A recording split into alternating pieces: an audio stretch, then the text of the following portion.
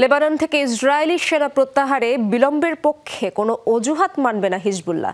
সোমবার এক বিবৃতিতে স্পষ্ট জানিয়েছেন সশস্ত্র গোষ্ঠীটির প্রধান নাইম কাশেম। নির্ধারিত 60 দিনের মধ্যে লেবানিজ ভূখণ্ড ইসরায়েলি সেনা প্রত্যাহার না হওয়ায় ক্ষোভ ঝাড়েন তিনি। বলেন, এক মুহূর্ত দেরিও মেনে নিতে রাজি নন তারা। চুক্তি অনুযায়ী লেবাননের দক্ষিণ থেকে ইসরায়েলি সেনা প্রত্যাহারে 60 দিনের সময়সীমা শেষ হয় গত রোববার। তবে এখনও সরিয়ে নেওয়া হয়নি সেনাদের, বরং লেবাননের সরকারের কাছে 28 ফেব্রুয়ারি পর্যন্ত সময়সীমা বৃদ্ধির প্রস্তাব দিয়েছে তারা। ইলতাজামনা কাহিজবিল্লাহ। এ পর্যন্ত অন্তত 1300 বার যুদ্ধবিরতি চুক্তির শর্ত ভেঙেছে ইসরায়েলি সেনারা। আমরা আর কোনো লঙ্ঘন মেনে নেব না। ইসরায়েলি সেনা প্রত্যাহারে এক মুহূর্ত বিলম্বের পক্ষে কোনো অজুহাত গ্রহণযোগ্য নয়।